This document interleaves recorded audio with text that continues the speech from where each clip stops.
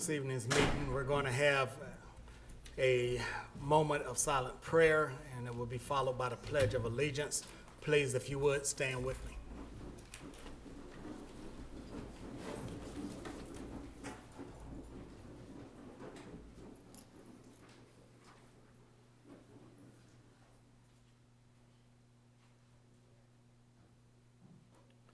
Thank you.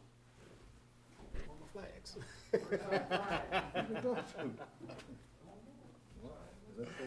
Okay, let's recite it anyway, Art. I pledge allegiance to the flag of the United States of America and to the republic for which it stands, one nation, under God, indivisible, with liberty and justice for all.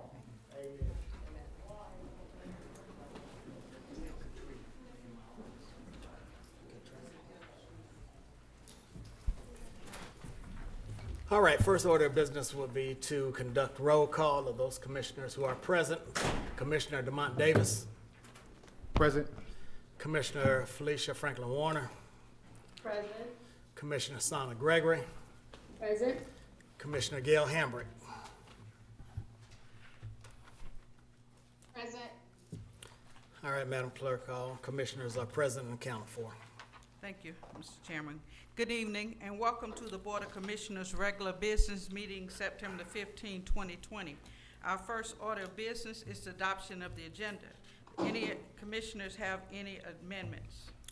Yes, Madam Clerk, I have a couple. Item 3, recommendation for award RFP 20-10, Automated School Zone Speed Detection Services.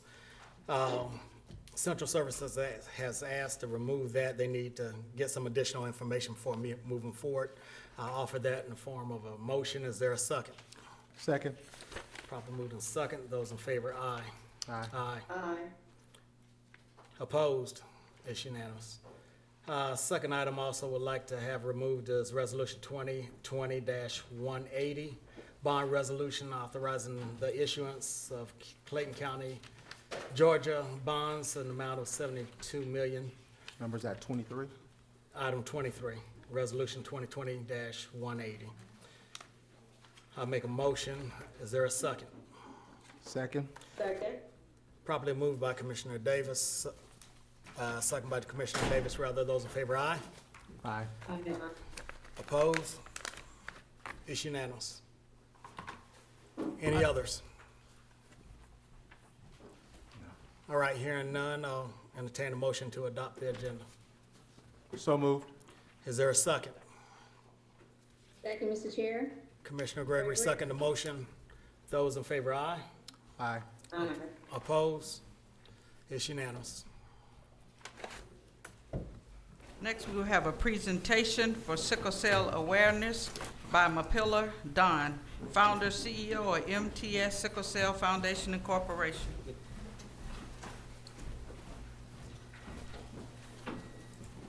Thank you. Hello, everybody. It is truly an honor to be a part of Clayton County's efforts to raise awareness of sickle cell disease. Sickle cell is a global health issue and very little funding is given for awareness, advocacy, or support.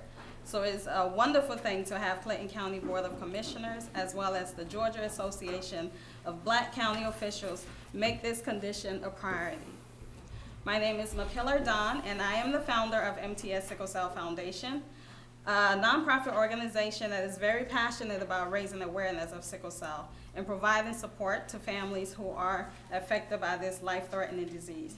I am also a proud resident of District 3, where I reside with my mother, my 3 daughters, and 2 nieces. Next slide, please.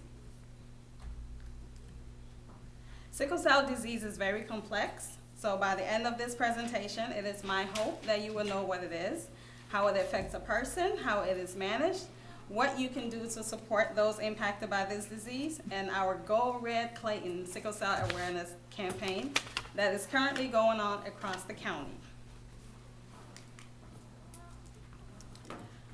Sickle cell is a genetic blood disorder.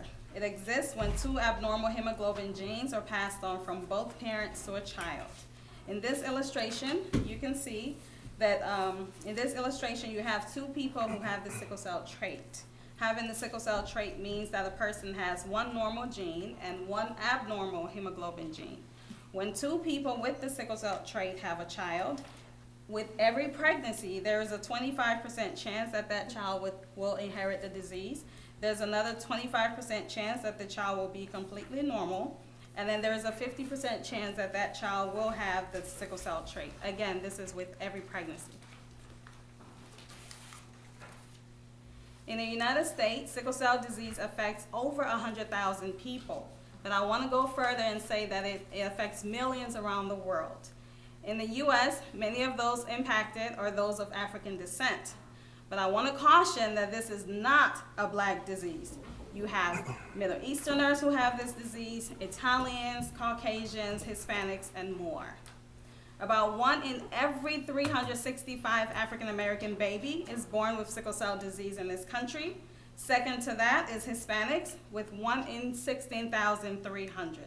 Also, 1 in 13 black or African American has the sickle cell trait. It is a very brutally painful inherited disease. Not only does it affect every aspect of a person's life, it affects them differently. Everybody is affected differently. Some people with sickle cell disease have infrequent problems with pain, whereas others experiencing this may require frequent hospitalization. One of the biggest challenges with sickle cell is that it is very unpredictable, and the nature of pain and the wide-ranging severity of health problems. Certain factors may contribute to triggering pain crises. These include infections, dehydration, extreme physical activities, stress, sudden changes in the weather, and more. Some of the issues faced by patients include acute chest syndrome, which can be caused by a blockage of blood flow to the lungs, jaundice, which is the yellowing of the eyes and skin, leg ulcers, complications during pregnancy, organ damage, blindness, chest pain and trouble breathing, stroke, and early death. Sickle cell disease is the leading cause of stroke in children. Nearly 11% of children born with sickle cell disease will have a stroke by the age of 20. Routine care is very important for these patients. Treatment may include antibiotics to fight infections. This is standard for children up to age 5. Any number of medications targeting the key complications of sickle cell, and a pain regimen to help with pain crises. It is very important for people with sickle cell disease to eat healthy, keep hydrated, and get plenty of rest. Many patients get frequent blood transfusions. For these patients, it may be to help decrease the number of hospitalizations, while for others, it is to prevent a stroke. What can you do to help those who are suffering from sickle cell disease? I'm so glad you asked. If you have a friend or family member, the first thing I would like to encourage everyone is to reach out. This can be a very lonely disease, especially for the adults. Family and friends become accustomed to them being in and out of the hospital, and they stop showing up. So if you know someone with sickle cell disease, please reach out to them. The second thing I would like to encourage everyone to do is to give blood. As frequently as you can, and encourage your friends and families to do so. This is very important for patients who rely on chronic blood transfusions. Because sickle cell patients tend to need blood on a frequent basis, it's very important that their blood that they receive come from genetically similar donors. And I know I said it's not a black disease, but it predominantly affects us. So race, that's where race comes in. We need more black people to give blood to help the sickle cell community. The third thing I would like to ask of you is to join the Be the Match registry to help cure a patient with sickle cell disease. Same thing as the blood transfusion.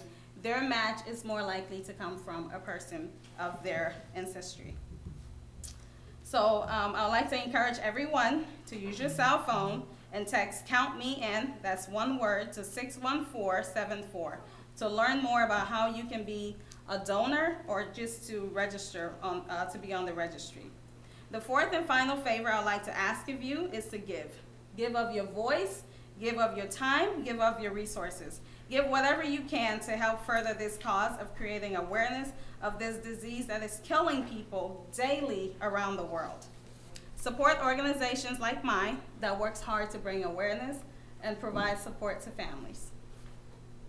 At the beginning of this year, I pledged to engage my county more, and a chance encounter between my mother, Bernice, and Commissioner Warner was the beginning of what has been a remarkable year of sickle cell awareness in Clayton County.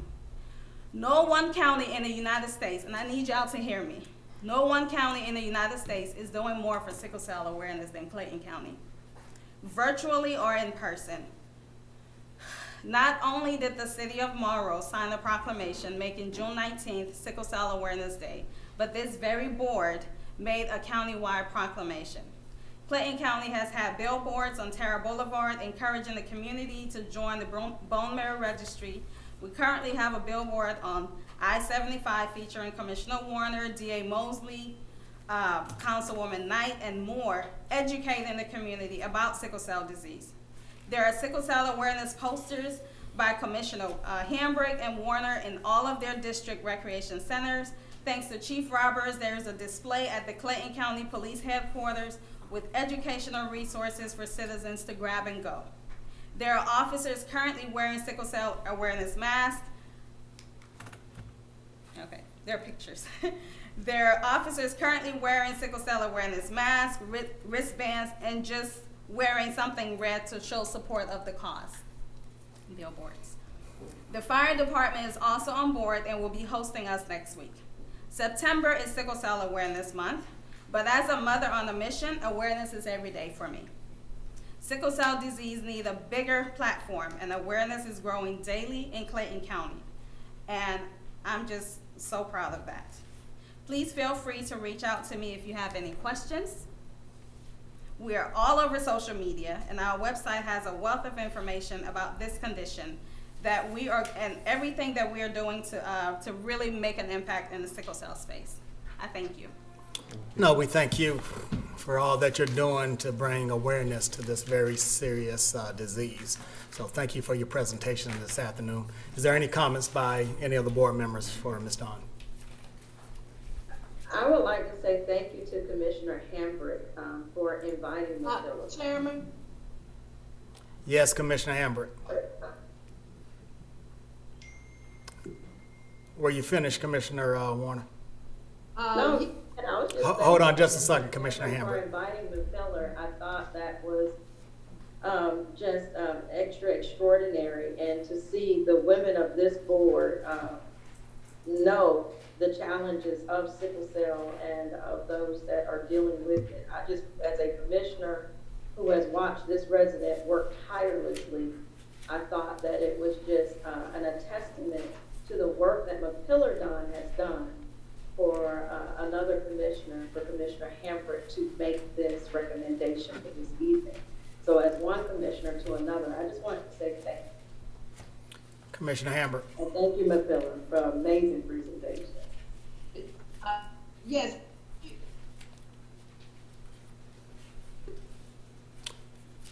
You're breaking up on us, Commissioner Hambrick. We're not able to hear you. Thank you. All right, thank you, ma'am. I don't know what Commissioner is going to say, but I do feel it's important to reiterate that GAPCO made this an initiative, which is Georgia Association of Black County Officials, make this their #1 health priority for this year. Last year it was voted on. I know many of us have family members. I personally had an aunt to die of sickle cell, and I'm just looking forward to us understanding how it affects adults. As children, they get all the attention in the world. But as African Americans, when they're trying to seek help, they're being seen as those that are trying to get, or drug seekers, and that's been a misnomer. And so too often they do not get the help that they need, and that's one of the things that I know that the Georgia Association of Black County Officials is going to continue to focus on so we can help our community. And I just wanted to state that as we were waiting on Commissioner Hambrick to maybe be able to come back. Hopefully she can come back. Commissioner Hambrick, you have any comments? Okay, we still can't hear you, so if you are able to work that out, we'll come back with your comments at a later time. Madam Clerk, let's proceed on. Okay. The board will now hear public comments. Citizens will be given 3 minutes maximum time with a total of 30 minutes to speak before the Board of Commissioners. Please state your name and county of residency for the record. Speak clearly into the microphone, and speakers should be courteous, respectful, and not make any disparagatory remarks or use abusive language when addressing the board. Maceo Fletcher.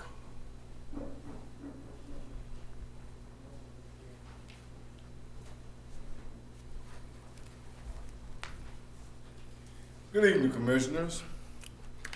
Maceo Fletcher here. Changed my last name since the last time you seen me, okay? Haven't been back here since did the model move, bringing model out here to this county. I stand here before you today asking you all to stand with me and stand with the community as we try to present police oversight to this county. It's needed very bad, especially after Friday and the scenes that was on television nationwide. Since you've all seen me, I've served on the Atlanta Citizen Review Board for 6 years. I'm also certified nationally with Nicole.org. I've been called to come out here because the residents want it. The organizations out here want it. A couple of governmental officials said that they wanted it. I have the backing of the Atlanta Citizen Review Board on this. I got quite a few organizations out here right now, Black Lives Matter, NAACP Clayton County, and Rainbow Push, which I'm affiliated with everything that's black. And I'd like to know, if possible, if I can come back at a later time with a full presentation to give you all, because this is the last minute for me, because I just got involved Saturday when I was called out to be at the sheriff's office Saturday. And from what I understand, there's been a complete turnaround since when we just turned Clayton County government from all lily white over to mixed race back in 2003, 2004. I'm not gonna keep you long because I've got a lot of people that's here that wanna rotate and be heard. So as I give up this gavel, I mean, not this gavel, give up this mic, the bottom line is, you all need to consider this. You know how important this is. I know you do. And I ain't have to say nothing about you because I know the things that you've been through. So I'm asking you, as well as you all, and a couple of you all know me, and some of you all might not because you're new to this board, but the bottom line is, I'm back. Thank you. Thank you. Melvin Hyman.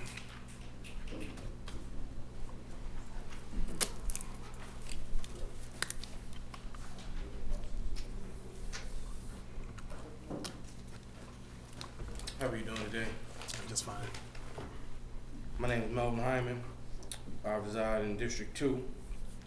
I'm here also for citizen oversight of police officers. I don't hate police officers. Police officers are needed. EMTs are needed. But the violence, the misconduct, we can do without that.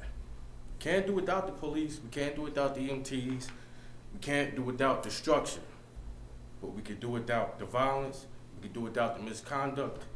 Our brothers and sisters of law enforcement, they have, you know what I'm saying, to better conduct themselves more professionally in uniform as well as out of uniform.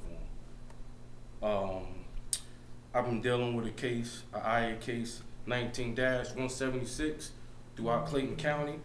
This case has been opened, has been closed, has been reopened again. There has been overlooked inside of the case. The case is just inside of everything being handled very, very poorly. It's being taken to, as far as I'm concerned, unserious, and I feel as though these are the very beginning stages that we have where we have officers that go out one day and assault an individual, curse at an individual, talk to an individual less than being human, threaten, you know what I'm saying, individuals, go out and commit criminal activity or whatever, you know what I'm saying, it may be, because the structure becomes loose at that point when the IA investigations are not, you know what I'm saying, held tight. These investigations are for the citizens to be able to trust the police, to be able to trust, you know what I'm saying, what's going on, what's happening in the community. When that structure of an IA investigation starts to shake or get weakened, then the people, you know what I'm saying, have nothing, you know what I'm saying, to look forward to. They have nothing, you know what I'm saying, to believe in and nothing to trust when situations do happen, such as a young man that got beaten the other day, or when somebody, you know what I'm saying, gets shot by an officer. We don't know, you know what I'm saying, the heart of the officer at that point. So I'm here today to ask that it definitely, you know what I'm saying, be considered that Oversight Review Board be started here in the city of Clayton County. Thank you. Alvin Farmer.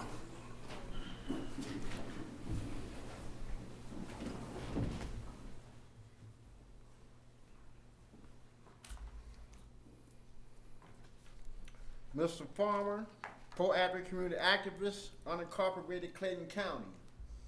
I want my $1,886 bail money back with interest for being unjustified arrested on the 18th of May. Also, a new cell phone that Sergeant Carver slammed on the police car I was sitting in. I had to go to the CEO of Sprint to get this cell phone. Along with that, I want a case and screen protector that I had on the phone at the time. 7 September, fire vehicle 3968 around 7 p.m. parked on Duffield Lane for at least 20 minutes as I noticed, with the vehicle running and no one in it and the windows up. So I guess the AC was running also, creating unnecessary emissions and using unnecessary county gas. 14 September, fire engine 12 parked around 9:40 a.m. to Lovejoy Walmart at Walmart, taking up 4 parking spots, and a lot of water was coming out of the pipe on the driver's side. They got an area for emergency vehicles that they should use. 15 September today, as I was waiting to come in here, a police vehicle 9533 turned into this parking lot and did not use its signal lights. Y'all talk about money all the time. I had the receipt. I went at my home alone, I recycled $111.13. I have the receipt if you want to see it. So y'all are spending our money and not doing anything to use it.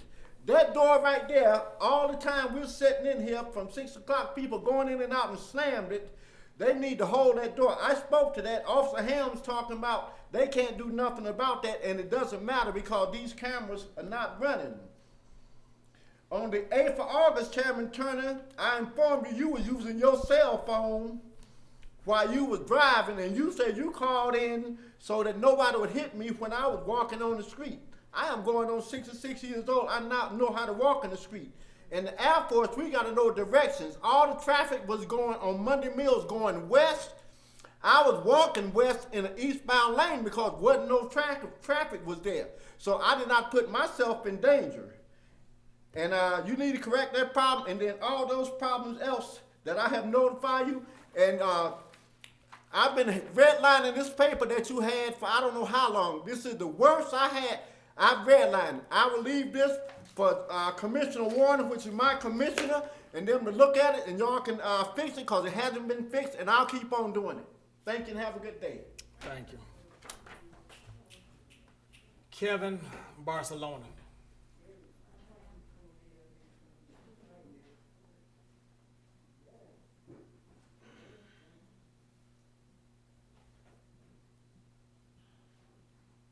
Good evening. My name is Kevin Barona. I've been a resident of Clayton County my whole life.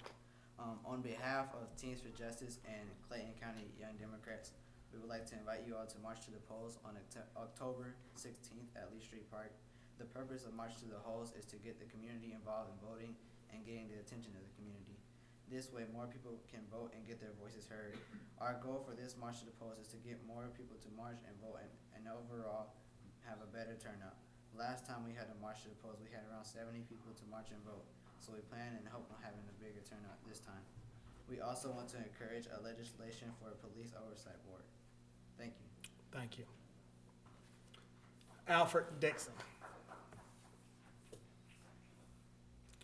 Alfred Dixon.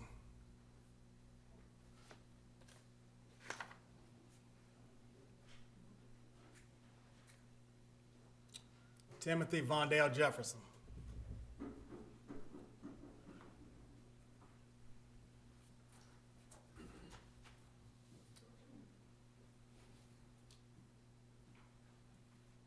Good evening, Chairman, Vice Chair, Commissioners. Timothy Vondale Jefferson, unincorporated Clayton County.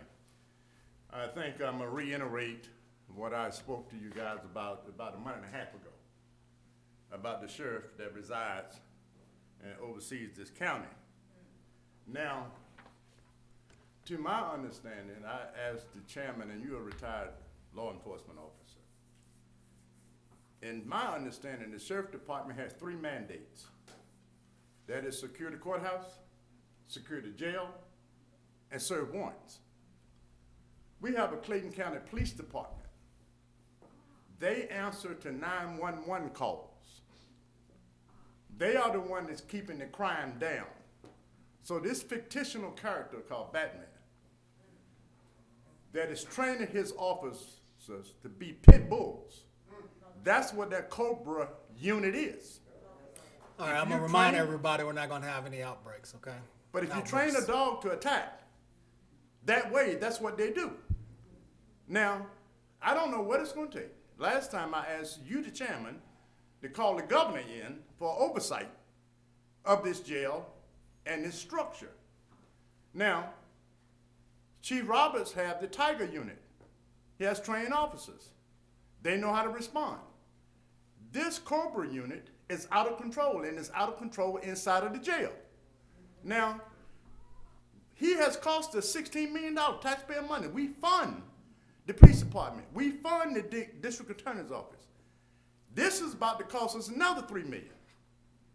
When are we gonna stand up and take charge of leadership? Somebody got to step up and speak to this issue, because it's an ongoing chronic problem throughout the years. Now, the citizens have spoke. He won the election, very popular. However, but if he is dysfunctional and derelict in his duties, then you have a fiduciary responsibility to call the governor to ask for some intervention. Thank you so much. Have a great day. Donna Mullins.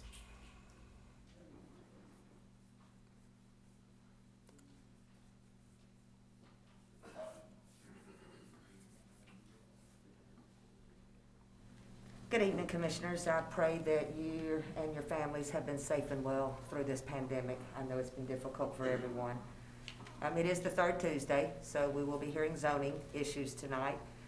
And while the applicants that present these zonings to you have had hours to coerce you and the staff to agree with them, the citizens really only get a handful of minutes to plead for the safety of our homes, the protections of our communities, and to try to keep these undesirable atrocities out of our neighborhoods and from encroaching into our neighborhoods. So I'll try to very quickly use a parable analogy, if I may, to tell you not just tonight why you should deny some of these applications, but at any time. I don't know your religious preference, but if you're a Christian, you've heard the parable of when Jesus was asked, is it right to pay taxes to Caesar? And Jesus said, show me a coin. And Caesar's face was on the coin, and he said, give to Caesar what is Caesar's. Jesus also said, from whom do the kings of the earth collect duties and taxes? From their own or from others? And Peter said, from others. It's well understood that taxes are needed and must be collected from corporate business to operate the county. The county collects the majority of its taxes from corporate businesses, but let's not forget the citizens who also pay taxes. And the census gives federal funds of about $2,300 per citizen that actually lives in the county. So there's sufficient undeveloped property in Clayton County that already has the picture of business and heavy industrial and warehouse on it. So I would ask that before you consider taking away from the citizen and giving to corporate Rome, give corporate Rome the opportunity to build on those undeveloped properties that are already slated for them. The Clayton County staff Their goal is to collect more money. It keeps them in their salaries. But commissioners, your responsibilities are to protect the citizen. And sometimes your responsibilities and their goals are not going to align. I ask you to please remember that we've elected you under the pretense that you would protect us. And we ask that your allegiance would be to the protection of the citizen and not at the cost of the safety of the citizen. So, before you're convinced to take properties from citizens and give to the corporate sojourners, please remember over 100 times in your ordinance you're called to protect us. And even in the overlay, you're called to protect the corporate, to protect the property, to protect the enhancement of the community, to protect from encroachment, which the uses are either incompatible or unduly cause adverse impacts on the communities, and to protect the health and safety and welfare. I thank you tonight for your time, and a special thank you to our law enforcement officers who put their lives on the lines every day to protect the law-abiding citizens of this county. Thank you, ma'am. God bless you. Mickey Garber.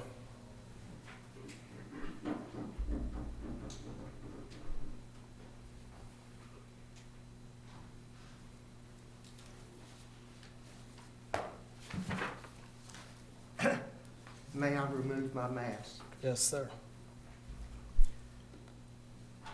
Mr. Chairman, Commissioners, Mickey Garber, Unincorporated, Rex, Georgia. Given the gravity of the other speakers and their complaint, mine is minuscule, and I respectfully relinquish the podium to the next speaker. Thank you.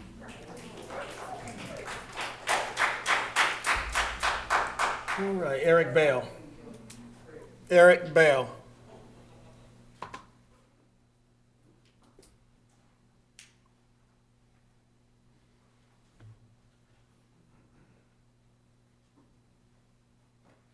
Good evening. There we go. Good evening, commissioners. Everyone else. First, I want to give honor to God, who we all serve. Secondly, appreciate the job y'all do, the cops do. Next, you can do a better job at it. Just clearly, we can do a better job at things. As I rode here today, I was thinking about what I could say, and there was an accident on Tar Boulevard where a car had rear-ended another car. And it reminded me of how sometimes if you follow too close behind somebody, it can cause yourself harm. Or if you follow too close behind somebody, it can also cause them harm. And it brings me to a point that's analogous to us where I say, as an all-black commissioner, if we're following too close behind the old way, regardless of if it's race, class, or creed, but if we're following too close behind the old way, we're gonna run into some problems. We might run into that car behind us when we rear-ended, and now our insurance has to pay out. But then I heard a rumor that Clayton County has no insurance to pay out, so there might be a reason why we have bonds to pay out. But I could be wrong, and if I'm wrong, please correct me, because I'm not opposed to critiques or criticism. But we can do better, y'all. We can have a police oversight. I've publicly and privately spoken to you about this, not on my own, but with some of the people in the same room. And after that conversation, it was more apparent that you never read the email because you asked me, so what do you want this to look like? And if the whole email had the City of Atlanta's Police Oversight Board and the amendments they made so they can have the power to subpoena court documents.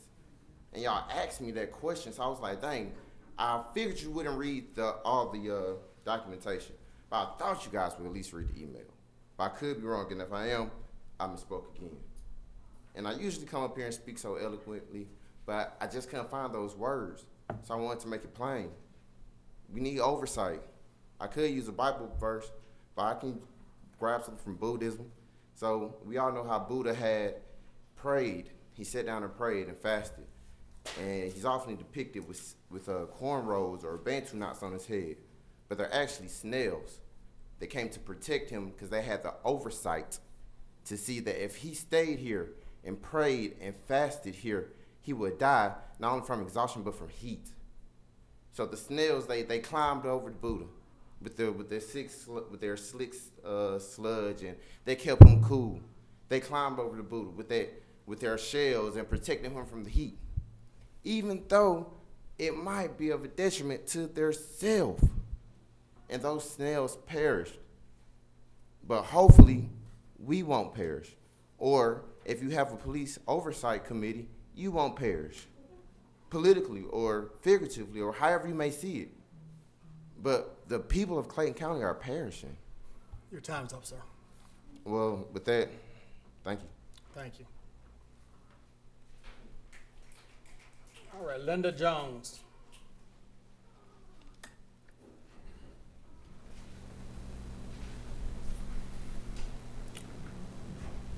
Madam Clerk, how are we doing on time? Got what? Good afternoon. My name is Linda Jones, and I live in unincorporated Ellenwood. I want to say that the residents of Ellenwood, Georgia, are law-abiding citizens who vote for representatives who will make and follow laws that remedy the best for health, education, welfare, and safety of the constituents. Sure, there's vacant land near us, but there's no reason to just dump warehouses and other negatives because it is the easy thing to do. We feel that appropriate meetings with residents where voices are included in decision-making should occur. Additionally, research needs to be completed before decisions are made about zoning. At this time, we want you to end those revisions as well as planning for construction of warehouses and non-residential friendly properties at and near I-675, Tanner Church Road, Williamson Road, Grant Road, and Anvil Block Road.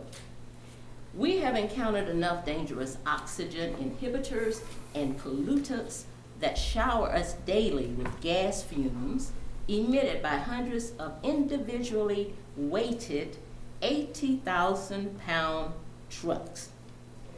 The mantra for the Board of Commissioners and residents should be, the children are our future.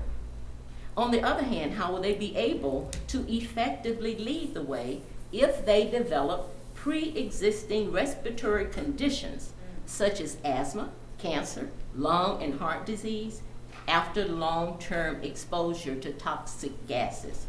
These conditions are reported by health and nutrition consultants. Memory problems and damage to brain cells also exist. Now, what kind of future is that to look forward to for our children? Let's continue positive programs, and I like to bring the positive in, such as recent paving of Anvil Block Road, a senior citizen center, beautiful $300,000 homes, a new credit union, no 18-wheelers or parking on Anvil Block Road, thank you for that, and even reduced large rig parking at Walmart on Anvil Block Road. These are the things that we want continued, not buildings of warehouses and truck stops. An entertainment center, theater, or library would be welcome. These are the kinds of things that we want, and we do appreciate what you do because I have seen improvements over the last year, and we want those improvements to continue. So at this time, I'm going to verbally take a knee to protest further warehouses and other toxic entities in our communities. Thank you. Thank you. Louis, Missouri.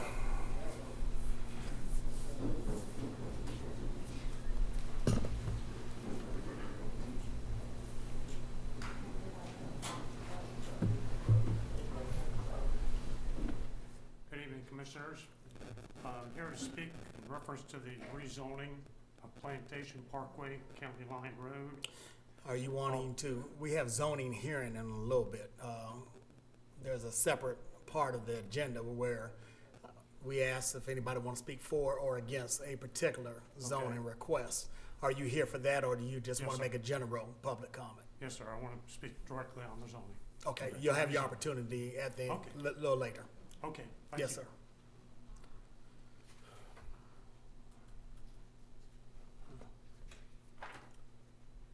Looks like Devin Barrington Ward. Devin Barrington Ward.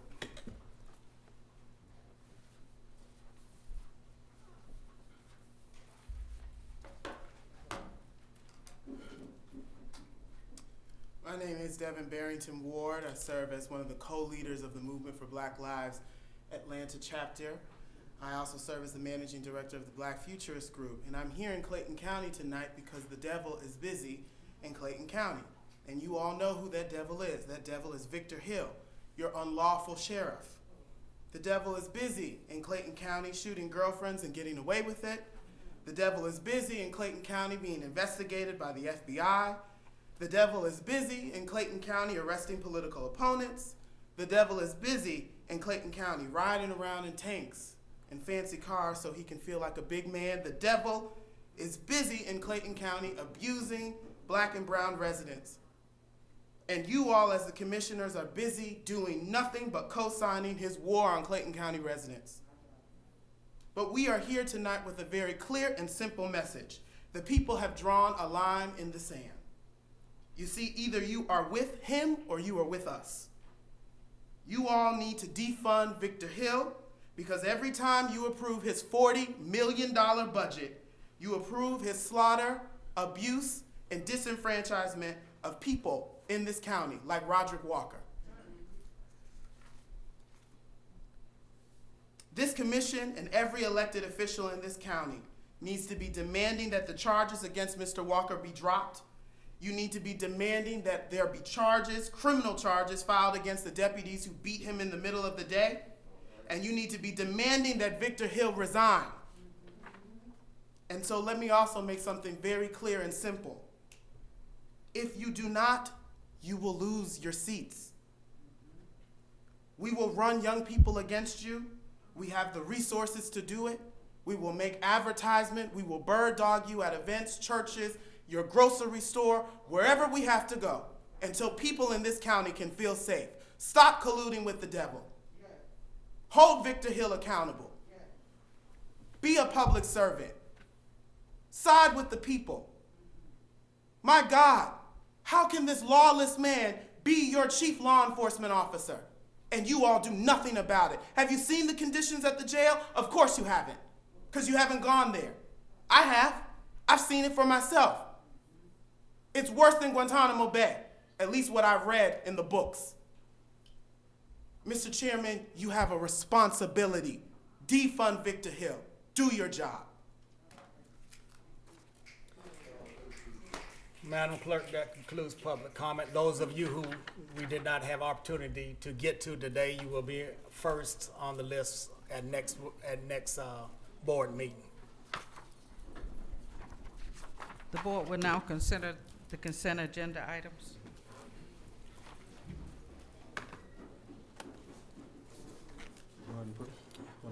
Let's give them opportunity to leave before we proceed on.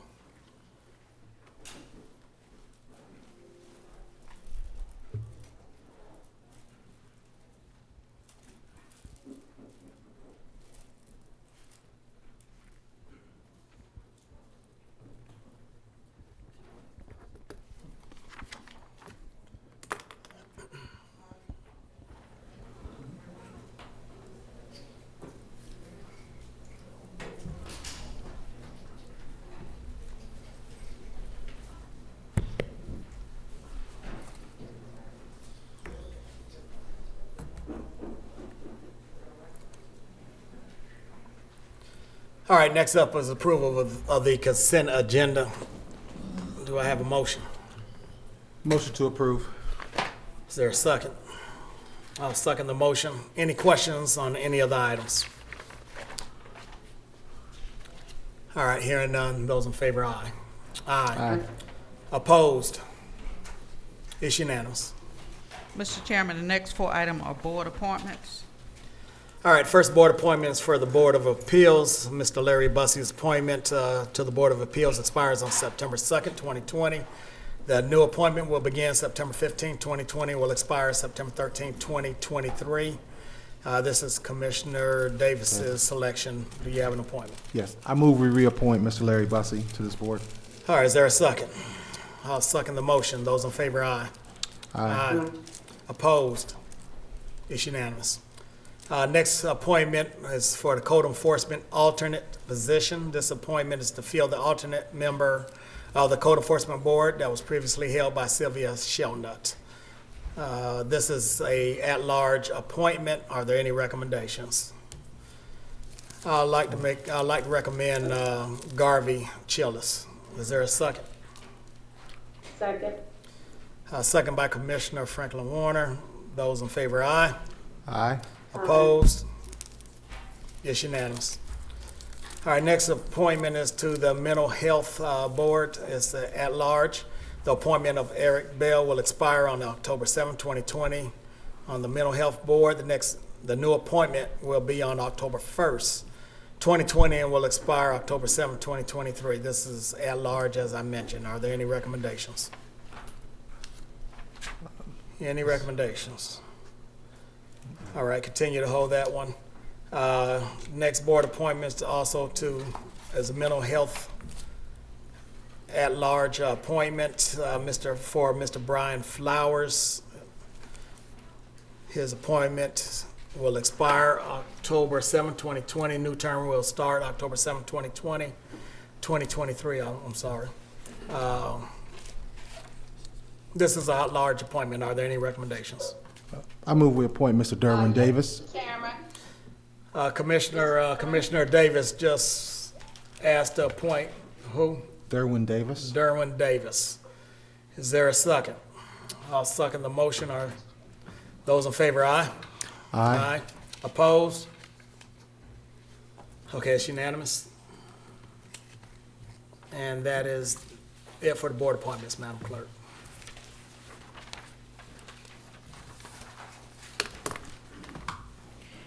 Next, we will go into our public hearings. Citizens may speak for or against an item that is considered by law to be a zoning decision, and each side will have 10 minutes to present its case. In the event there is more than one speaker per side, speakers must divide their time in order to complete their full presentation within the 10-minute time allotment. When the time runs out, speakers are expected to immediately cease speaking. Applicants or citizens speaking in favor of an item shall speak first. Applicants in zoning ordinance cases shall have the right to reserve time for rebuttal. Opponents of the zoning decision shall have no right of rebuttal. When speaking, speak directly into the microphone and begin by stating your name, address, and name of any organization you represent. Abusive, profane, or derogatory language will not be permitted. Holding up signs, clapping, or yelling to show support or opposition to a speaker will not be permitted, but a show of hands or quietly standing will be permitted for support. Our first item is item E, text 2006-001, BOC initiates a new zoning district, INDP. I'll sound for the record. Request TXT 2006-001, the Clayton County Board of Commissioners initiates an amendment to the official zoning ordinance text, which governs the exercise of zoning power in accordance with Appendix A, the Clayton County zoning ordinance. The text amendment adds a new zoning district entitled Industrial Park District to Article 2 of the zoning code. And this article is intended to provide a land use category specifically for office administration, logistics operations, warehousing, and other light industrial operations in a campus-style environment, along with architectural and development standards, as well as prohibited uses that are not compatible for the new district as it relates to industrial-related uses. The recommendation from the zoning advisory group is for denial. Are there any questions regarding the text amendment? I'll be happy to answer those questions. Okay, we had a public hearing for this at our last zoning hearing. So this is for vote only. And this is in Commissioner Hambrick's district. Commissioner Hambrick.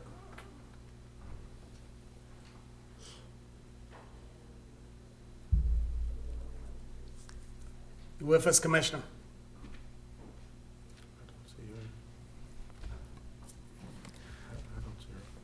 So what?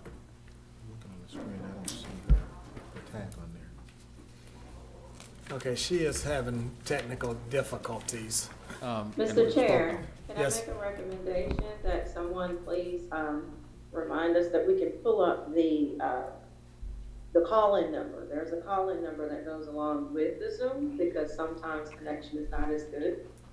So maybe Jason needs to send that back out again because it's not easy to. Go ahead, Commissioner. I thought I heard her. Excuse me. Excuse me. Oh. I'm on for a few minutes. Go ahead. I'd like to make a motion to accept this amendment. What's she I say? think she said it to accept. To accept. Okay, so her motion is to approve. Is there a second? Am I on? Yeah, we heard you, Commissioner. Yes. I'll make the motion to approve. To second the motion. Are there any questions? Okay. Hearing none, those in favor, aye. Aye. Oppose? It's unanimous. Next. The next item is CUP 1902-0020, Prime Tower, to allow for a new cell tower.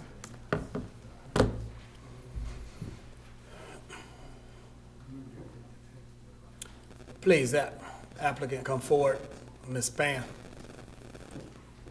The second item on the agenda is a request. The applicant Prime Tower Development, LLC, on behalf of the ASB Holdings, is requesting a conditional use permit for a 180-foot wireless communication cell tower in the General Business District. The property is located at Mount Zion Parkway, 2236 Mount Zion Parkway. In companion with this request for a conditional use permit is a request for a variance to reduce the setback requirement that requires the 180-foot tower to have a setback equal to the tower height. The companion variance requests to reduce that setback from the north side along Mount Zion down to 50 feet, on the east side 80 feet, south side 136 feet, the west side would be 212 feet, which would be compliant because the tower height is 180 feet. So the variances that's companion would be to the north, east, and south, along with the request for conditional use permit. The property in the question is approximately 1.3 acres in size. And again, it has frontage both on Mount Zion Parkway and Mount Zion Road. The staff recommendation is for approval with conditions. The zoning advisory group recommendations is for approval with conditions as well. Okay, so you're representing the applicant. Do you want to reserve any minutes in rebuttal should anybody want to be opposed to it? I would be happy to, yes. How many? Usually about 2 or so. That's fine. I'll reserve 2 minutes, yes. all right. Thank you. Please proceed. Good evening, Mr. Chairman, members of the commission. My name is Melody Glauton with Anderson Tate & Carr, 1960 Satellite Boulevard, Duluth, Georgia. It is my privilege to be here this evening on behalf of the applicant Prime Tower Development. We are requesting a conditional use permit for the purpose of constructing a 180-foot monopole with a 4-foot lightning rod for a telecommunications facility at the property located at Mount Zion Road and Mount Zion Parkway. This is the property that's right there next to Kaiser Permanente and $3 Cafe. The subject property is currently zoned general business with only a commercial billboard located on the property. The applicant proposes to build the tower on a 1.43 acre parcel, which is located in a commercial area with no residential development in the proximity. The proposed tower is in substantial compliance with all requirements of the ordinance and is designed to meet the property line setback with a 40-foot engineered fall radius. The applicant is also requesting a variance to reduce the setback to the boundary line to less than the physical height of the tower and antenna by using what we are referring to as the engineered fall radius. And by this, the tower is designed to yield and buckle at 40 feet. The purpose of the design is to allow for the tower to meet property line setback requirements while ensuring the safety of surrounding property owners and their property. The design standards of the Clayton County Telecommunications Ordinance specifically allows this board to grant variances to reduce the setback standards, and so that's why we are specifically requesting that the conditional use permit and the variance be included in your consideration this evening. The primary need for the proposed tower is to offload capacity from 2 exhausted towers in the vicinity, and additionally, this site will fill coverage gaps in the surrounding area. So in conclusion, the objective for the proposed site is to provide additional coverage and capacity to the commercial, school, and residential areas, and the surrounding sites have exceeded the amount of usage which they could handle. We are in agreement with the recommended conditions and would ask for your approval, obviously, of both the CUP and the associated variance for this site. I am happy to address any questions that the board may have at this time. All right, any questions for the applicant by the board members? All right, well, at this time, I'll ask if anybody would like to speak in favor of the applicant's request. Anybody want to speak in favor of? Okay, anybody would like to speak in opposition of? Anybody like to speak in opposition? All right, this is in Commissioner Davis's district. Do you have a recommendation for us, Commissioner Davis? Yes, after meeting with them and going through the plans, I recommend approval. Were there any conditions to this? There are conditions associated with this. Read the conditions. There's only one condition. The condition states that the conditional use permit is to allow a 180-foot monopole structure with supporting facilities as shown on the site plan. And you agree to that? Yes, and obviously, again, it is for the conditional use permit and the associated variance. Correct. So just put that in your motion. Oh, yeah, well, it's With the all condition. in one with the condition. Okay, I'll do it again. I move that we approve this with the conditions. All right, I'll second the motion. Are there any other questions? Hearing none, those in favor, aye. Aye. Opposed? It's unanimous. Thank you.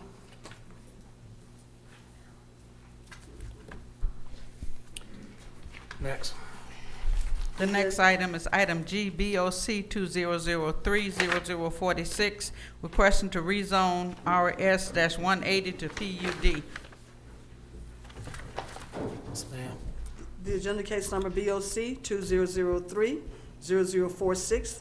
The applicant Hank Walker, PC, on the behalf of Chandra Patel, is requesting to rezone 11.52 acres of land from RS 180 single-family residential to PUD planned unit development for a proposed 35-lot single-family residential subdivision. The property is located at the intersection of County Line Road and Plantation Way. The parcel ID is referenced on the agenda. This is a companion case as well for a preliminary plat to support this. This first sounding, however, is for the rezoning.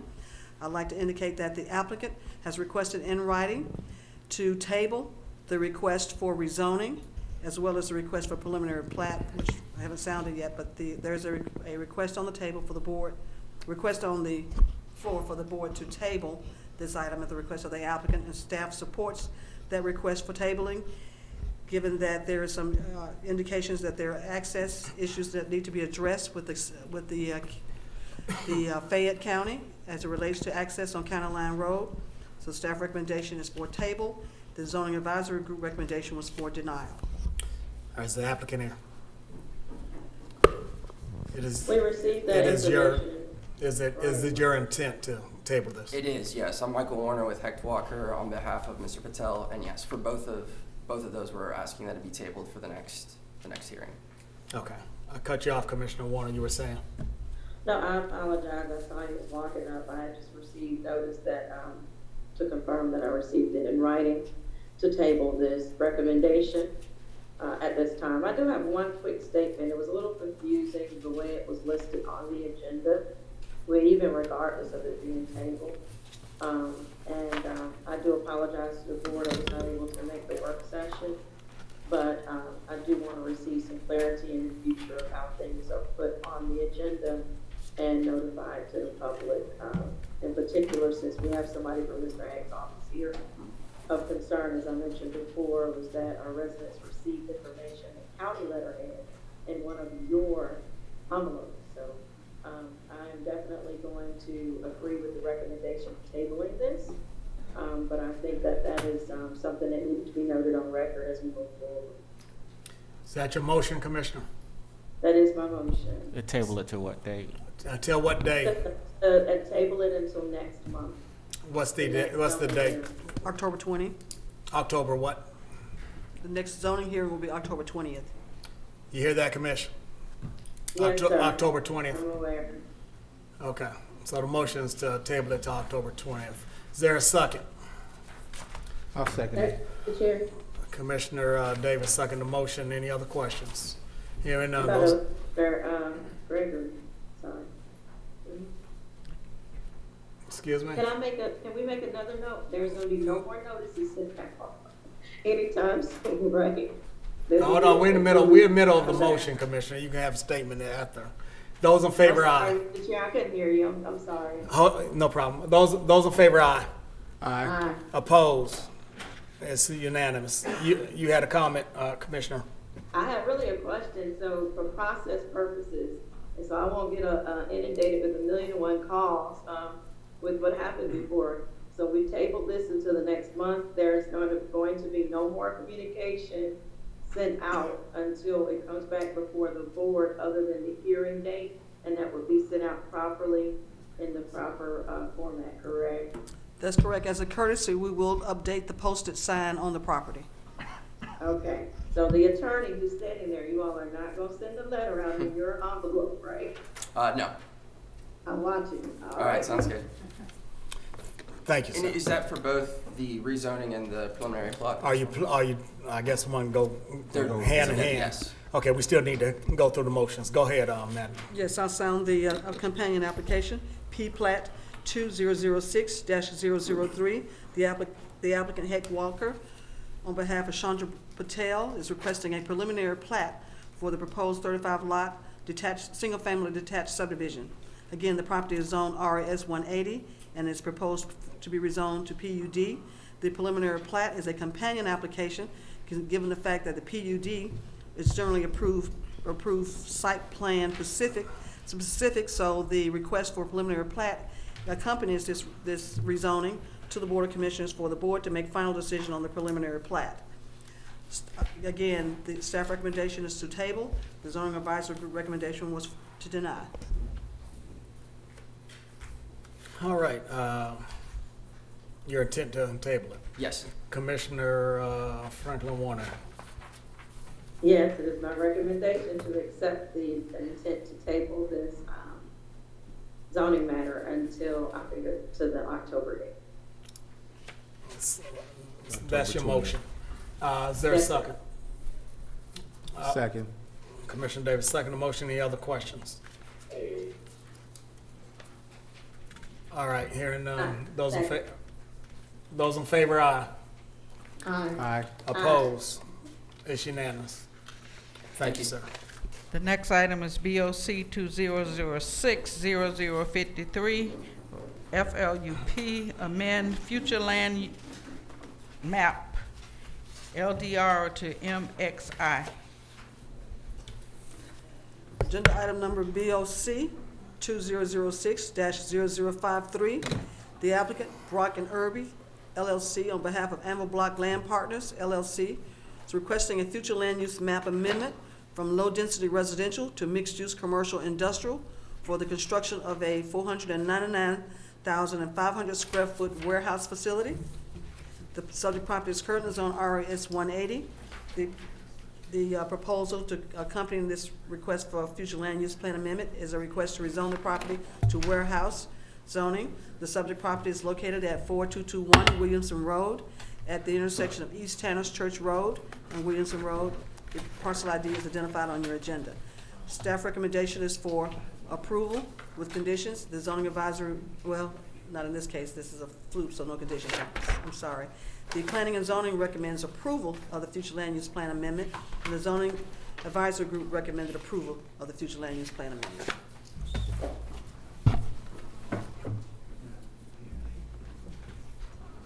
Okay, is the applicant here? Please come forward.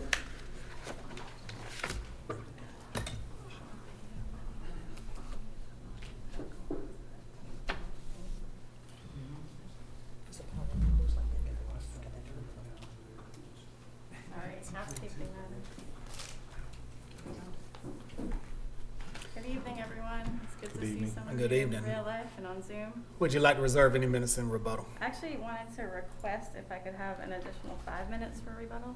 No, ma'am. Oh, yeah, wait a minute. You said you want to request 5 minutes for rebuttal? An additional 5 minutes for rebuttal. Not an additional, but if you want to reserve 5, you can speak for 5 and then have 5 on the back end. I'll reserve 3. 3? Yes, ma'am. Can we wait till they get? Sure. Okay.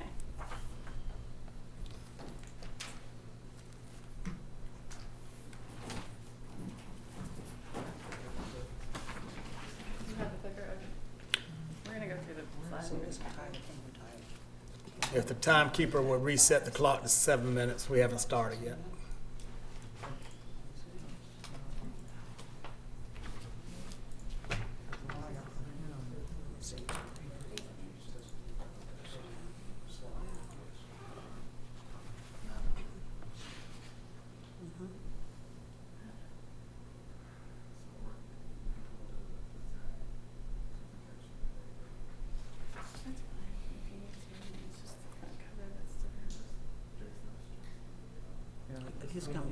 It's coming, Jason.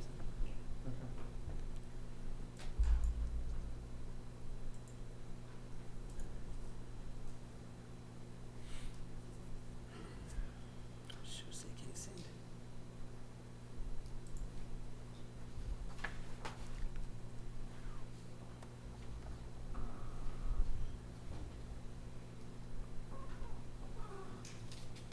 See, they say it's not, can't send it.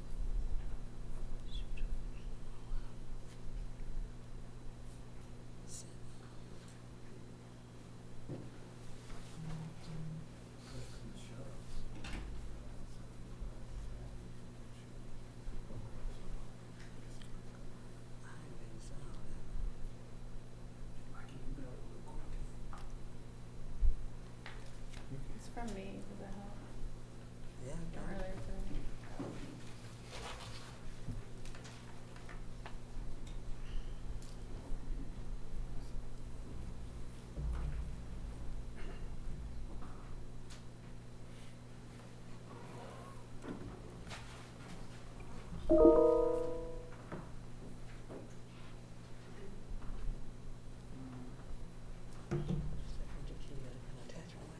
Just sent something like an attachment.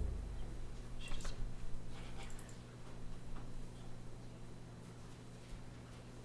it came from Takia. What did she say? That's it.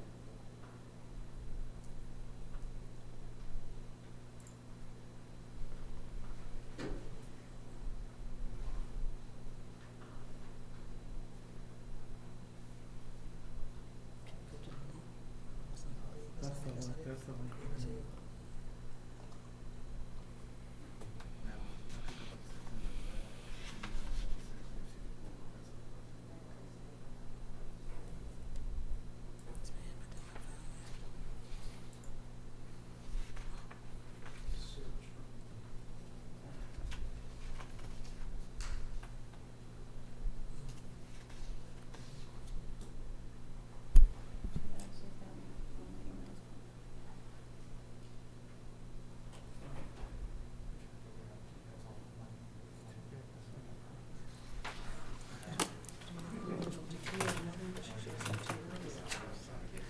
You got some hard copies, some handouts or something? I do have hard copies, but. Just put the folks on Zoom and it just. Unfortunately.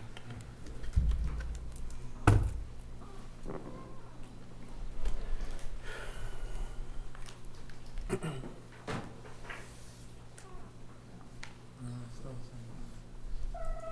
don't know why it worked the last time. Can you search for?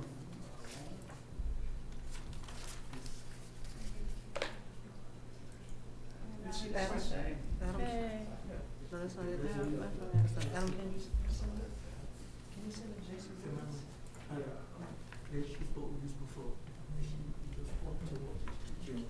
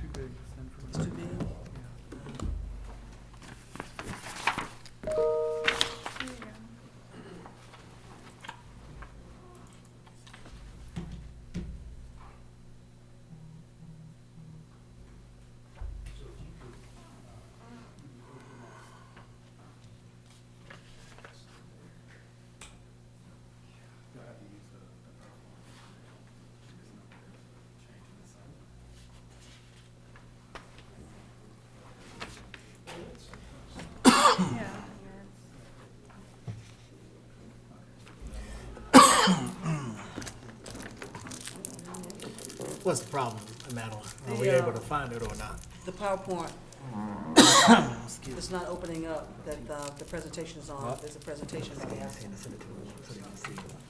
How you gonna in that?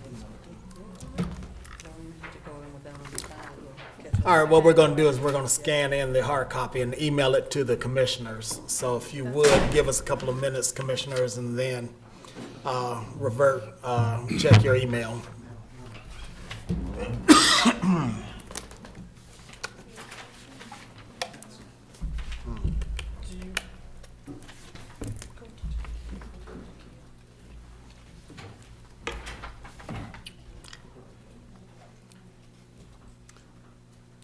All right, if you would, just go ahead, let's get started.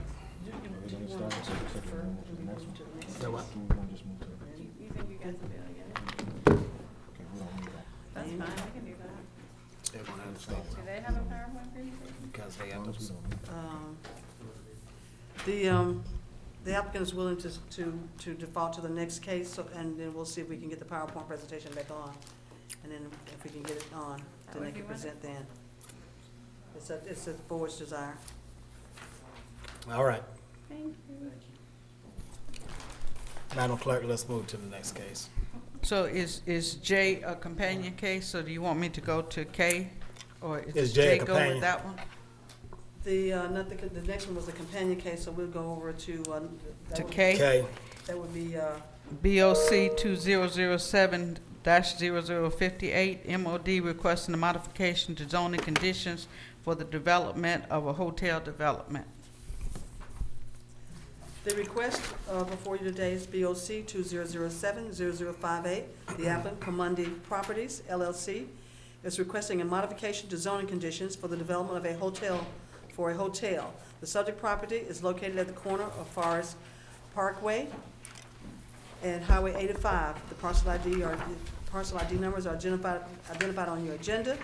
The subject property is 2.9 acres in size and is proposed for a Comfort Suites Hotel. This is a modification of previously approved zoning conditions. The planning and zoning recommendations are for approval. The zoning advisory group is for approval with conditions as well. There are 8 conditions attached to the request. We could show those conditions on the board, but I can read those conditions after the applicant's presentation. Is the applicant present?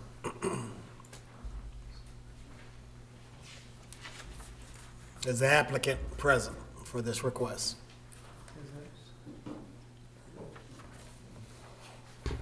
Okay, Commissioner Hambrick.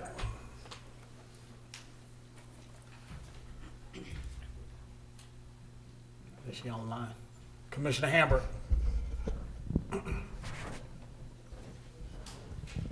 I could just provide an update of a briefing while we're waiting for Commissioner Hambrick. This particular zoning item was before you at the end of 2019.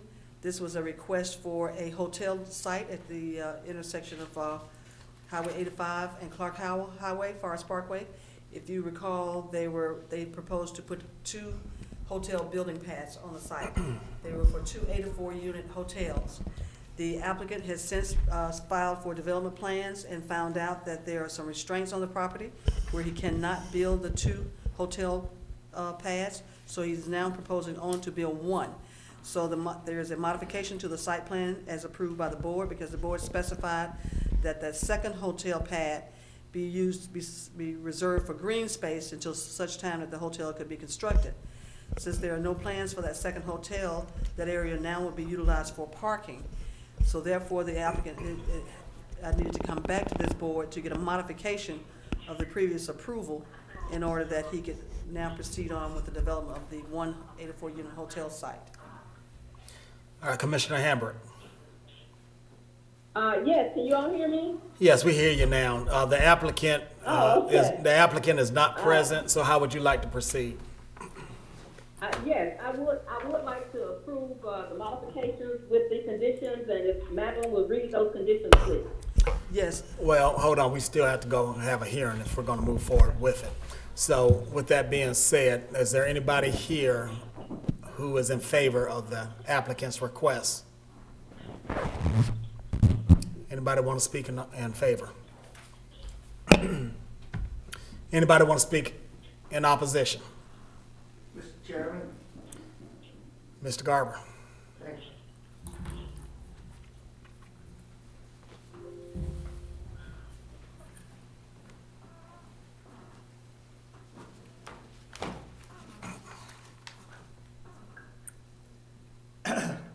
Mr. Chairman, Board of Commissioners, Mickey Garber, unincorporated Rex, Georgia.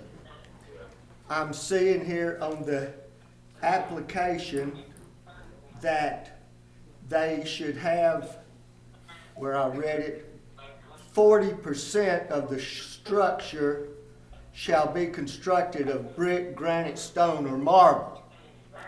That means they're downgrading the construction cost and the looks and the livability of such a building. Now, if we are to have a first-class county, we should build first-class structures.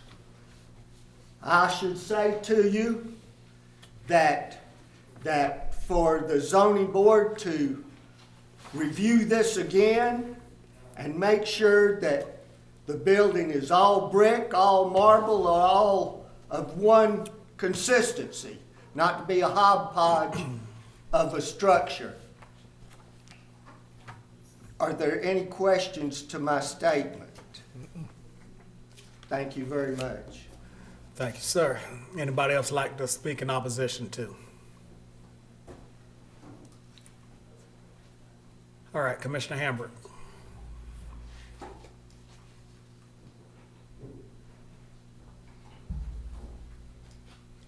Commissioner, if you're saying anything, we can't hear you.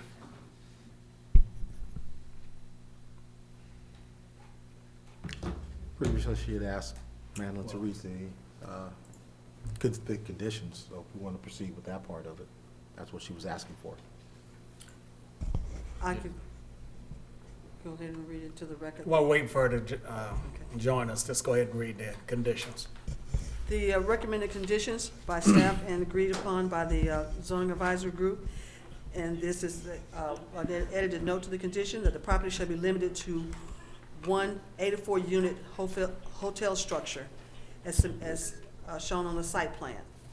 A minimum 40% of the structure shall be constructed of brick, granite, stone, marble, terrazzo, architecturally treated reinforced concrete, either fluted or with exposed aggregate, insulated window, wall panel or stainless steel, porcelain treated steel, anodized or other permanently finished aluminum shall be provided on the structure's facade. Wall visible from the roadways or parking areas shall incorporate changes to the building materials, varying wall offsets and other architectural features every 100 linear feet. All rooftop equipment shall be screened from public view by parapets, dormers, or other screens. The average height of parapets shall not exceed 15% of the height of the supporting wall and shall not at any point exceed a height equal to 30 feet of the supporting wall. Chain link fencing shall not be visible from any public street. Burglar bars and steel metal awnings and steel roll down curtains are prohibited on the exterior.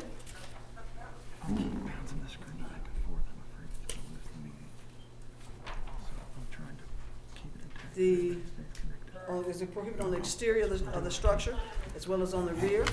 Vending machines, paper stands, and other similar devices must be located within a building. In condition number 8, the access shall be subject to the approval of the Department of Transportation. Those are the 8 conditions recommended by staff as well as supported by the zoning advisory group. Okay, thank you. Commissioner Hambrick. Can you hear me? Yes, ma'am, go ahead. Okay, before it goes out again, I would like to go with the recommendations of the Planning and Zoning Board with the modifications and with all of what Madeline has read. I move to approve. All right, is there a second? Second, Mr. Chair, Gregory. Any questions? I do have one. If we have 40% the construction, which is brick, granite, so forth, what is the other 60% made of? Or what are they allowed to do with the other 60%? The other materials could be hardy plank, which is one of the common materials that are often used in conjunction with these other architectural features. That would probably be the only thing, because any other type feature, we have standard architectural requirements in the code that prohibit any metal type buildings of that nature. Mm-hmm. So hardy plank is generally the companion that's used along with brick or marble or stucco type finishes. And the reason I ask that, because we know they're not going to upgrade from the materials listed here. And the other part is then they're coming back with a chain link fence somewhere, because we're saying it has to be visible. So most of these chain links at a lot of these places, after a few years, are cut down, ripped out. I guess the question becomes, how do we begin to protect ourselves? How we begin to do what? To protect ourselves as a community. From the from chain link fencing? Yes, yes. Right. Chain link fencing is prohibited along the right of way, so it's not intended to be visible. The condition here is here to kind of edify that requirement, because we do agree that chain link fence is not the most attractive and should not have visibility from the roadway. Okay. My concern is that we don't get abused. This board does not get abused in making its decisions. And folks, when they come in from out of town, out of county, out of state, and begin to build things in our county that are not applicable to our quality of life and where we're trying to go. Any other questions? Mr. Chair, you all are having sound issues, seems like it. I'm straining to hear anything that Commissioner Davis is saying. I'm sorry. I don't know if it's just me. I'm sorry, Commissioner Warner? No, same with me too. You all are having sound issues in the chamber. Okay, but that's in the system. We apologize for that and for the viewers who are logged on, but we are having some technical difficulties. But we appreciate y'all sticking with us. And I think it was a question about a chain link fence. Correct. Commissioner Warner, my thought is that I don't want this board to begin to get abused with our quality of life standards that we're putting forth by builders and developers who are coming in our county from out of town, out of state, to begin to build products that they want to build to make money, but not to take care of and enhance our community. Any other I agree with you. If I may just say this, if you don't mind. When we're talking about building homes, generally it does differ, and I'm just giving a little bit of. But when it comes to corporate entities such as this, there is a building standard generally, that is utilized throughout the U.S. within the corporation. So if it's not in line, then we definitely need to pay attention to that, but it should follow the standards of that corporation. So I know the applicant, I don't know if they're here, but when you're talking about building things like anything, a restaurant chain or a hotel chain or a grocery store chain, there are corporate standards that they must abide by. If it's something that's different, then of course we need to take a look at that. But it would surprise me if it's different because it's a corporate chain. Well, the optimal word is should. There's very little leeway from what I have had experience with in the corporate world. Again, the corporate brand Speak louder. is, Speak louder. The corporate brand is Comfort Suites. The reason why staff have 8 recommended conditions is because the property is not located in an overlay district, and we wanted to assure that the property would have some of the characteristics that we often incorporate in the overlay districts. So that's why there are more architectural type recommendations accompanying this request than you normally see, because of the fact that it's not in an overlay. Oh, so, okay, I hear you now. I just couldn't hear. I was trying to get clarity. So that's a very good thing that you added more. That means that that we're able to hold them to a higher standard. I thought I couldn't really hear the question. Any other questions? All right, those in favor, aye. Yeah, we already take. We a we motion. already have a second, yes. I Yeah, guess. those in favor, aye.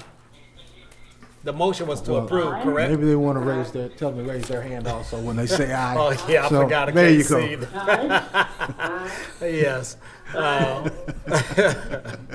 Those opposed? It's unanimous. Thank you. Next. The next item is BOC 2006-0055, request to amend future land map LDR to MDR.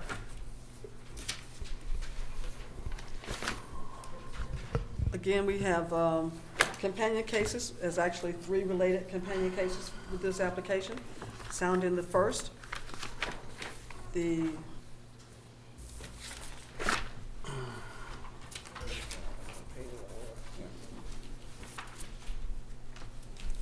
first request is BOC 2006-0055. The applicant, Battle Law PC, on the behalf of Blackstone Investment Company, is requesting a future land use amendment from low-density residential to medium-density residential to allow the density of 4 to 8 units per acre, to establish 119 single-family attached townhome units known as the Towns at Flat Shows. The property is 25 acres, approximately 25 acres in area.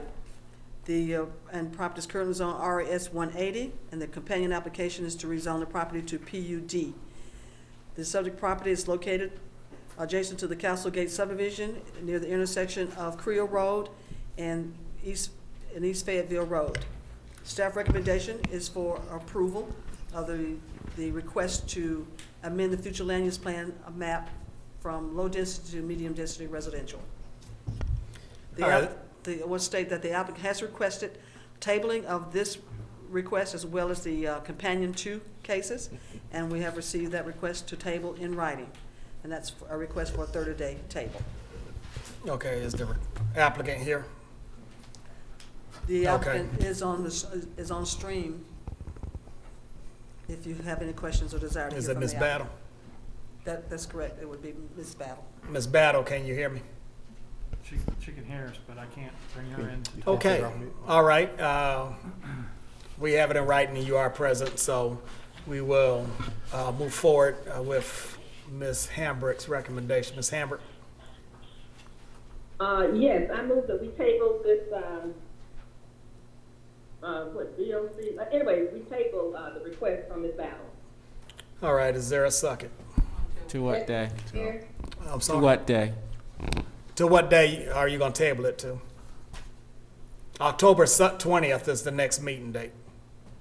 Okay, I believe the request was for 30 days, if I could hear correctly. Am I correct, Madeline, or? Yes, the request was for a 30-day table. Okay. So that would leave it October 20th. That's correct. Okay, Commissioner Hambrick's motion is to table it to October 20th. Was there a second? I second. Commissioner Gregory second the motion. Are there any questions? Hearing none. Those in favor, aye. Aye. Aye. Opposed? It's unanimous. Next.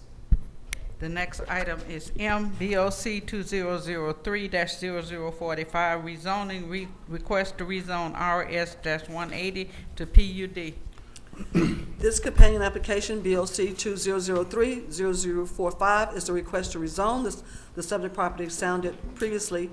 This rezoning is to change the zoning from RS 180 single family to PUD in order that the property may be redeveloped into a 119 unit single family attached townhome development. Again, the subject property is located along West Fayetteville Road and Creel Road in the proximity of Castlegate Subdivision and Flat Shoals Park. Staff recommendation is approval with conditions, and the zoning advisory group recommendations is approval with conditions. There are 4 conditions attached as recommended by staff. Was this also a companion case? Yes. That's a companion case to the one just sounded. Also requesting the table. Correct. Again, this will be for the table of this companion case as well. Commissioner Hambrick. Yes, I would like to table, please. move that we table this, until October, what's that date, the 20th? 20th, yes, ma'am. The 20th, Okay, yes. Table it until October 20th, next zoning meeting. Is there a second? Second, Mr. Chair. Commissioner Gregory, second the motion. Any questions? Hearing none, those in favor, aye. Aye. Opposed? It's unanimous. The next item is NLS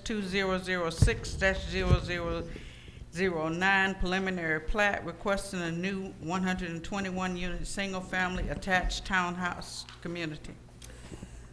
This companion case, again, is the third companion case, the first being the future land use plan amendment, the second being the rezoning, this third being the request for a preliminary plat.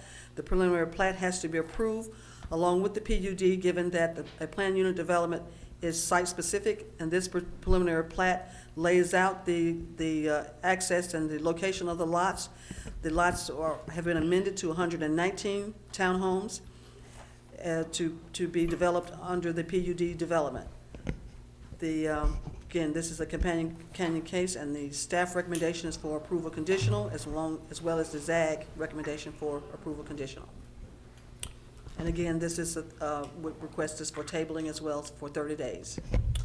Commissioner Hambrick. Yes, I move that we, table this companion, case. Until? I'll second it, Mr. Chair. Commissioner Hambrick, again, your motion is to table it till October 20th, correct? I'm sorry. Your motion again is to table it until October 20th, correct? Until October 20th. All right, Zoning Commissioner Gregory seconded the motion. Are there any questions? I think that was Commissioner Franklin Warner. Oh, I'm sorry. That was Commissioner Gregory. Which one was it? Commissioner Gregory.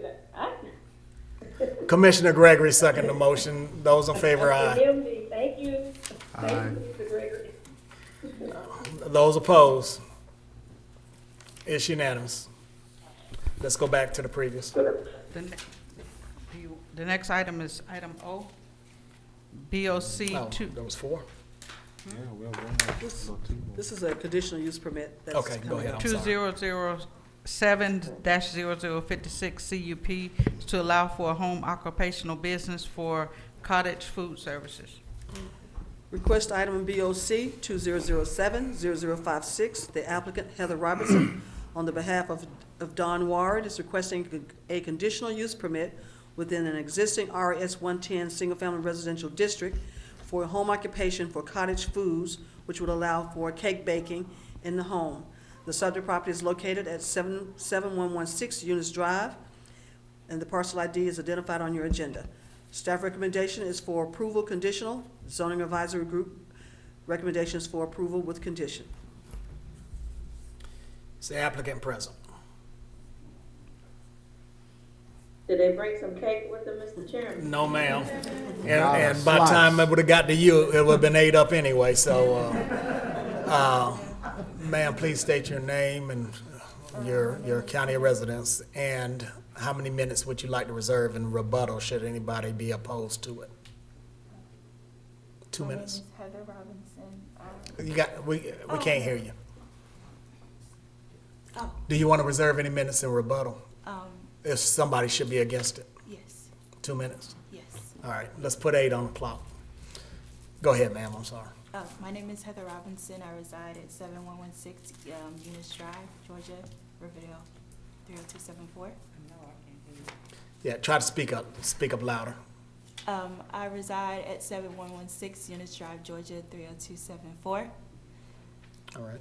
I am here to get a conditional use permit for my cottage food services that I will be providing in the kitchen only, and all sales will be outside the home, off property.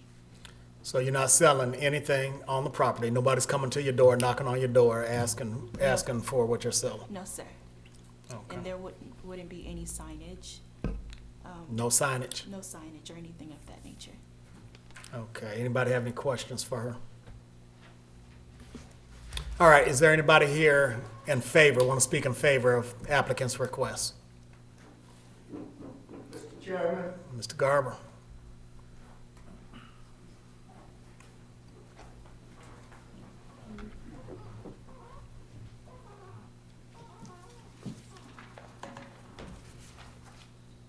Mr.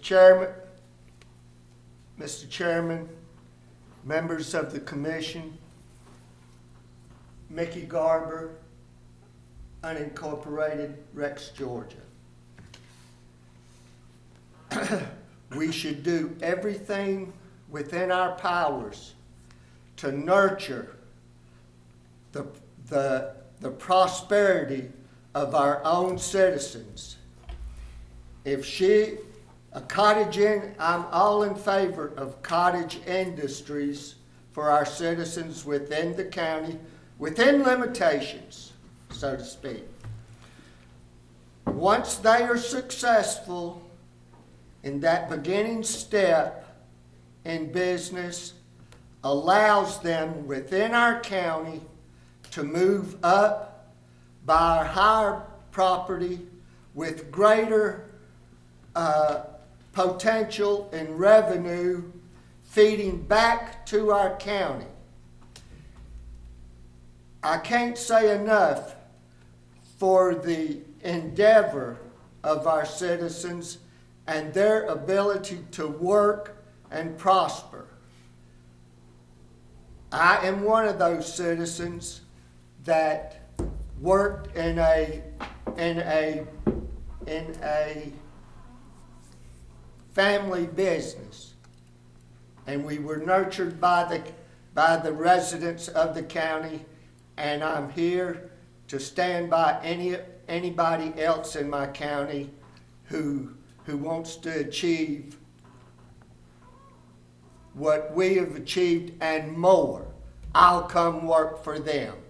Thank you very much. All right, thank you. Anybody else want to speak in favor? Anybody want to speak in opposition? Anybody in opposition? Commissioner Davis. I move that we approve the conditional use permit for BOC 2007-0056. Is there a second? Mr. Chair? Commissioner Gregory second the motion. Any questions? There's a condition on here. With conditions, how about that? With conditions, he said. Yes, the one condition that's stated is that the property be limited to the use by the current property owner, which is Dawn Warren, the speaker's mother. And if a property ownership should change, this would result in the discontinuation of the conditional use permit. So this is limited to the current owners of the property. Okay, let's do Let me ask a question. Does the ordinance or the state laws or our ordinance state that anyway? That a conditional use permit? No, about if the property is sold, that conditional use permit is invalid. No, not necessarily, because the conditional use permit goes with the land. Okay. So, because think if it was a church property that usually gets CUPs, and sometimes they could change hands. Okay. So this way, it won't be perpetual. It's just Okay. based on the ownership. All right, well, I move that we approve this conditional use permit with the with the condition as stated. Commissioner Davis, just make sure that the applicant is okay with that condition. Chairman? Yes. Yes, sir, I am. Yes, sir, I am. Okay, all right. Okay. All right, is there a second? Second. Commissioner Gregory second the motion. Any other questions? Hearing So none. does that mean if mama can't make cakes, she can't make cakes? She want to know if mama can make some cake. My mother currently doesn't bake. She doesn't bake. All right, it's all on her. All right, those in favor, aye. Aye. Opposed? It's unanimous. All right, now let's go back to the next one. To the previous, not the next. No, we gotta have. So we gotta go back. To go forward, we gotta go back. Yeah. To go forward, we gotta go back. Thank you, everybody, for working so hard.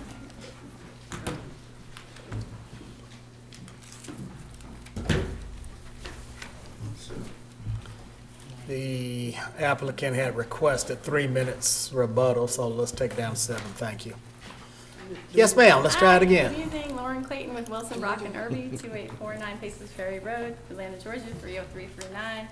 I'm here on behalf of my client, Mboc201 Land Partners. This is roughly 35 acres at the intersection of East Tanner's Church and Williamson. And this case is for the future land use map amendment. Which one are we on? Sir, let's not do outbursts, please. From low density residential to mixed use industrial. I guess we'll present the rezoning next, 10 minutes. Next slide with the aerial. Okay, so this is what we're talking about, that green box right along 675 there, right at the exit. And that is the overview of the Mboc201 corridor, including the Gillum Industrial Park, and then everything you see on the east side of 675 as well. We're gonna play a brief video with the volume down if possible.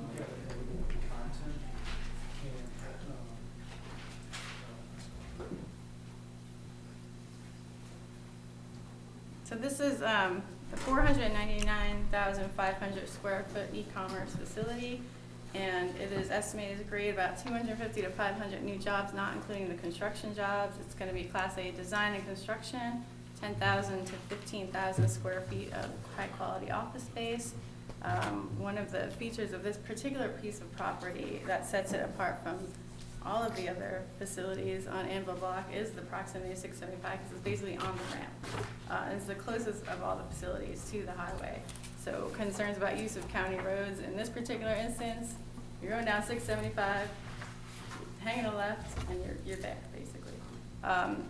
We also amended the site plan to allow for no access along Williamson Road, and that was something that we were discussing with Commissioner Gregory, and we understand why we don't want access on Williamson Road. So East Tanner's Church and Dunn Road, and you'll see in the site plan when the video is through playing. We could probably stop the video if you don't want to, unless you guys are really into it. Thank you. Next slide.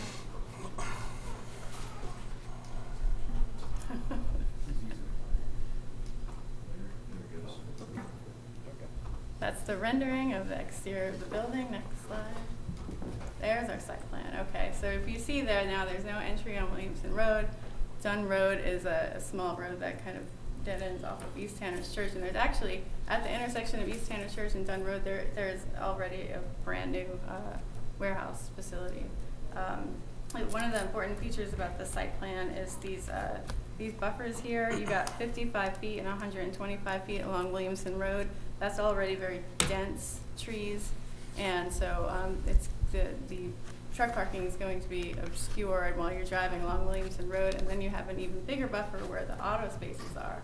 And see, we put the auto spaces there because the northern property boundary line is a mobile home park on half of it, and then a residentially zoned property on the other half. And so you've got 270 feet, that's practically a football field from the building, 150 between the auto parking drive, and then 225 from the auto parking spaces. As we know, unemployment numbers are abysmal. Clayton County is currently close to 13%. They were 4.7% a year ago. We all know what's going on and why this is happening. Folks that don't have college degrees, you know, if they worked in restaurant industry, if they worked in retail and stuff, some of those places aren't even gonna come back.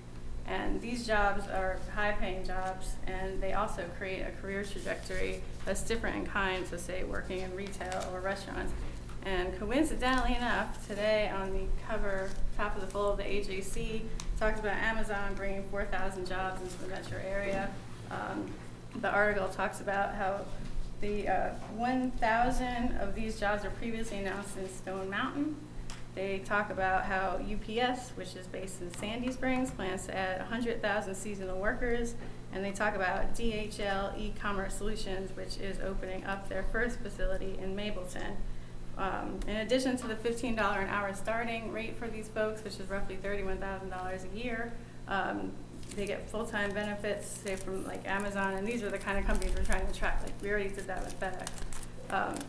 the article says full-time workers will receive health and vision and dental insurance as well as 20 weeks of paid parental leave. And Amazon has 7 distribution warehouses in Georgia. And so, I mean, this is where we are. And these jobs, you know, we've obviously been at this before. Not everyone's convinced of this, but if you don't have a college degree and you don't have a skill set, if you had to choose between working at the Wendy's, no offense to Wendy's, or something where you can move up and start at $15 an hour and have great benefits, I think that's kind of a no-brainer. And it's not even just the people who don't have college degrees now. We got people with college degrees laid off in space, and so people need these jobs.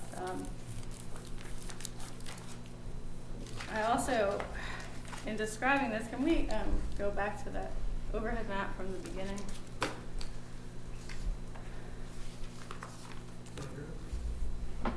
Yes. Okay, so if you look at that, for some reason in 2018, about 60 parcels in this area from RS kind of going north were down zoned to RS 180. I don't know what the plan was. Obviously, that's going to cause significant problems for property owners. A lot of them didn't even know that happened. They were industrial, some of them heavy industrial, prior to 2018. This parcel sat there, not marketable as residential, and I think you can see why. It sits on top of the interstate at the exit, and a brand new industrial facility has just been built, literally right next to it, and you've got another industrial just on the other side, and you've got that whole Anvil block. And while I appreciate, you know, everyone has good intentions when they do something like they did in 2018, but there's practical realities, and then there's vision. I mean, Clayton County master plan actually does have a vision to maintain distribution and jobs, and that's, you know, it's a balancing act, right? I understand this isn't exciting stuff, but nobody's going to be building houses there. They're not 85 houses. It just isn't going to happen. So I am losing my time, and I'll take my 3 minutes to rebuttal. And your time is up, ma'am. Thank you. Thank you. And we are out of time for anybody who would want to speak in favor of. So at this time, we'll go to anybody who is opposed to the applicant's request. Ms. Mullins.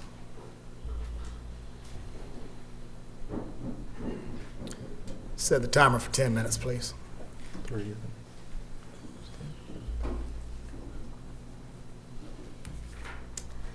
Good evening again, Commissioners. Thank you for giving me the opportunity to speak out so I can, again, try to protect my community from the encroachment of warehouses in our residential neighborhood.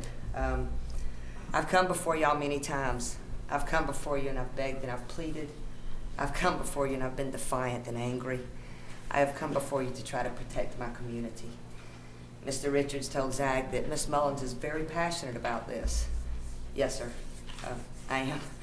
I would hope that Mr. Richards and his attorney and staff and each of you would be just as passionate if I was wanting to put a warehouse within 300 feet of your home that belonged to your granddaddy, your home that your daddy grew up in.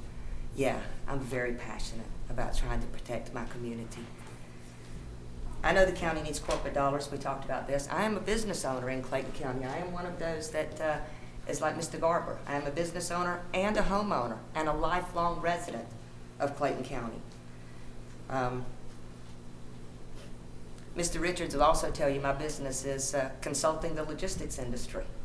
But I'd like to tell you that there's many more silos in the logistics industry than just trucks and warehouses. It saddens and disheartens me when I watch staff approve such atrocities to support their salaries, and then watch some of them wipe their feet on us as they march out of Clayton County and take those county-earned dollars and invest them in other counties. That is very sad for a citizen and a business owner of Clayton County to watch staff of Clayton County do. So I understand that staff supports this, but not all staff lives here. They make these decisions, and then we have to live with them. And most of you, I believe, commissioners, do live here in Clayton County. And I would hope that you would support your fellow citizens and your neighbors over the corporate dollar. The support letters that Mr. Richards would present in his package Not one of those letters is from anyone who lives in Clayton County or even on Williamson Road or within the surrounding area. I've watched this commission very inconsistently both agree, approve, and deny. And it always breaks my heart when I watch you choose the corporate dollar over the safety and the welfare of the citizen. The attorney, I'm sorry I don't know her name, said, look at that map. Yes, I would like for you to look at that map. Please go back and look at that map and see how already overpopulated this area is with warehouses and tractor trailers. Commissioner Davis, you asked earlier, what can we do to protect ourselves? I asked y'all that too. What can I do to protect me and my community from this further encroachment of warehouses in residential areas that brings harm? You heard what Ms. Jones had to say today about the health issues that we encounter. My prayer and my plea tonight is that your hearts would love the residents of Ellenwood, that your hearts would support the residents of Ellenwood, and that you would protect the citizens and residents of Ellenwood. I ask you to deny these two applications that would allow any further encroachment of warehouses into a neighborhood where we want to have a safe place for our little children to run and play. Thank you for your time tonight. Thank you. God bless you, and God bless Clayton County. Anybody else like to speak in opposition?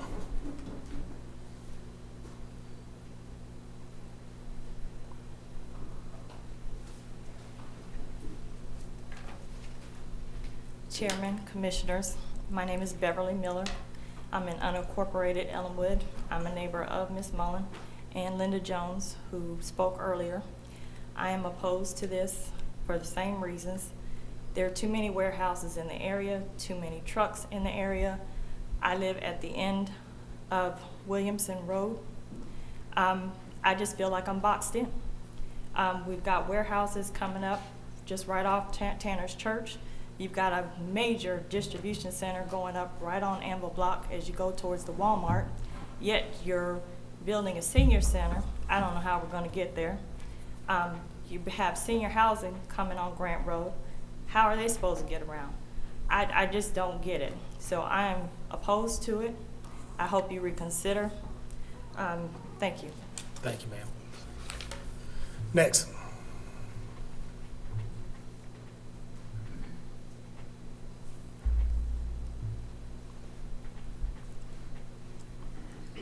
Kathy Williams, Ellenwood, Williamson Road. Again, like I said, we're just trying to save our area. I do want to point out, she said that Williamson Road will not be accessed. However, I'm not sure how the trucks are planning on getting to 675 unless they access Williamson Road. So yes, we're still going to have to deal with these tractor trailers on Williamson Road. We deal with this daily. Every morning when I go to work, I have to either stop, back up, something with these tractor trailers, and y'all are going to put another 300 or 400. Please don't destroy our neighborhood. Thank you. Anybody else like to speak? Mr. Chairman. Mr. Garber.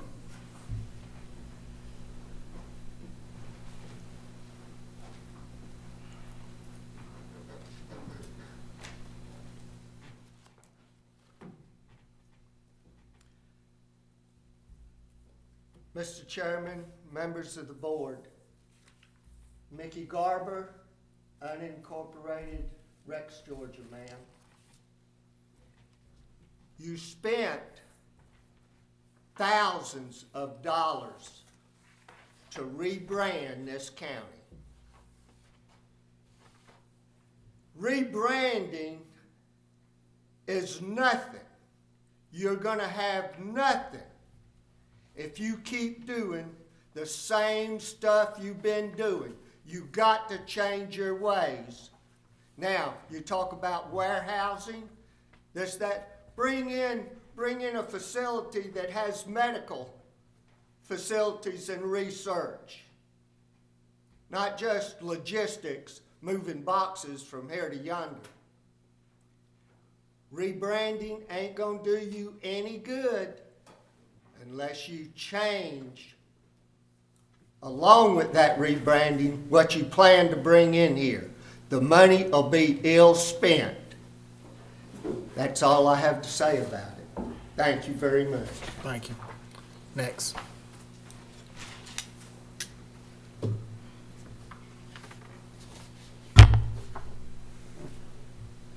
My name is Cheryl Jackson. I live in Rex, Georgia. I just want to say that I do not approve of any more warehouses, any more trucks in this area. If you come to this area, you would see you wouldn't want to live there either. Houses were there first. Now you're trying to make industrial in residential areas. That's not fair. That's not right. Thank you. Thank you. Anybody else like to speak in opposition? Anybody else? All right, we'll have the applicant come back up for a 3-minute rebuttal.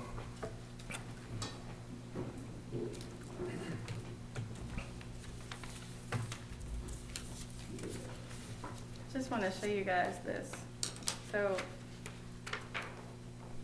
the areas highlighted in green, those are the folks that we have support letters from. Some of these folks' properties were downzoned to residential and they didn't even know it.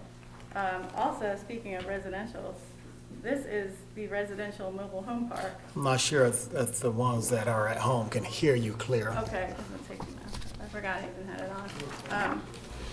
This property right here is a mobile home park. We have a letter of support from him. We have letters of support from all of these people except these parcels, which are owned collectively by 2 different people. I think some of the folks that came up probably live in one of the subdivisions up here. And I just want to make it clear, because maybe it wasn't based on one of the presentations. This portion here of Williamson, can you go back to the site plan, do you mind? Of course, you're going to have to turn on Williamson to get East Tanner's Church.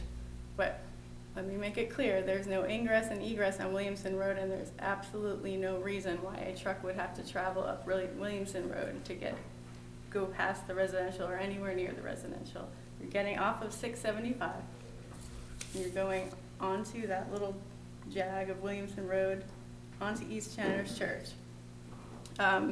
Additionally, I mean, these are businesses like Amazon and FedEx and UPS, and that is growth. And if you want more growth and more types of uses to come in, you need people coming into the county, you need jobs, you need the money, you need the $350,000 in taxes that does not require any use from the schools, and it's just free and clear for the county to use for the betterment of the county.